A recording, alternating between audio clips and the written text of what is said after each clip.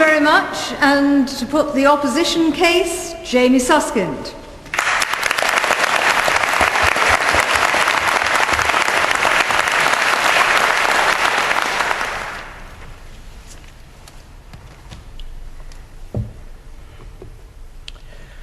Lord Speaker, my lords, ladies and gentlemen, I ask, what is the future of this chamber?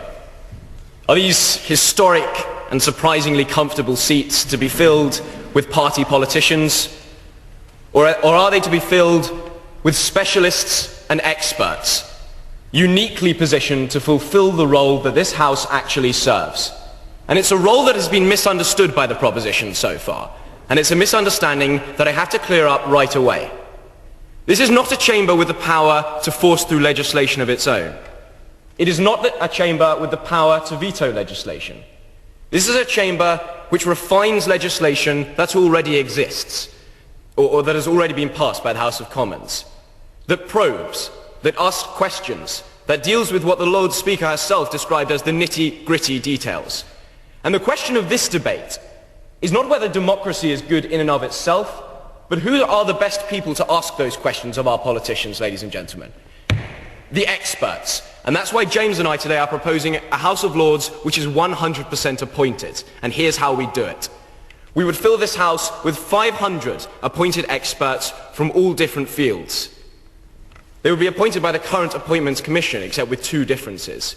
We would increase transparency in the system, and we would remove the party political element of it.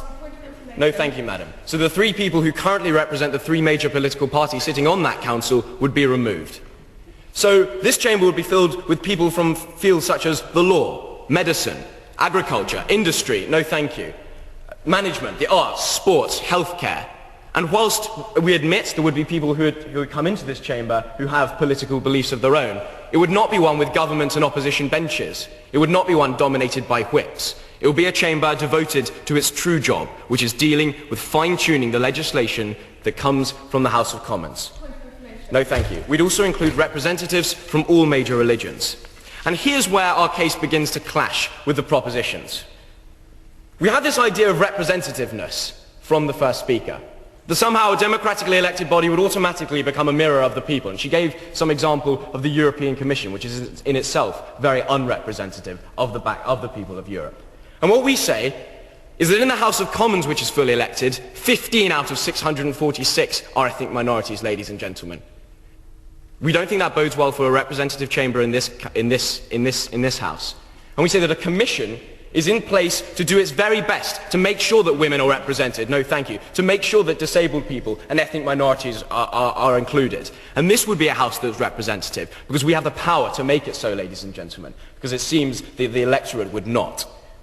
So why do we think that experts can do a better job of scrutinising legislation and of holding government to account? Well, for two very clear reasons. One, because they know their fields better than anyone else, and that's what I'm going to be talking about now. And two, because if they're not whipped by the political parties to which they belong, then they can do it in a non-partisan manner. And that's what James is going to be talking about in his speech. So first of all, ladies and gentlemen, why do we believe that experts are the people to sit in this chamber? There's an upcoming, we're told, pandemic with bird flu, which threatens all of us. Who do you want questioning the minister in charge of protecting us from that threat? A professor of immunology, a leading expert on epidemiology, or a former parish councillor from Tewkesbury, ladies and gentlemen? Yes, sir. Do you not have enough faith in our politicians that they would seek these expert opinions under this case? Oh, thanks. You know what? I don't.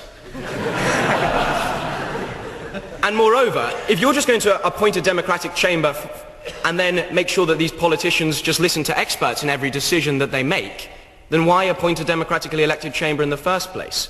Moreover, the experts cannot come into this chamber, no thanks, and ask the questions of ministers themselves.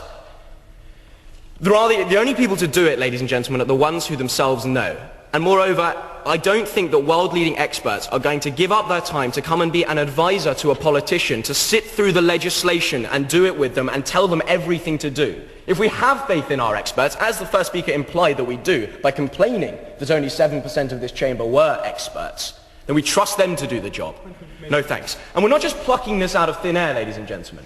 In this country, we value good government and we value good service. Just look at the Bank of England Monetary Policy Committee.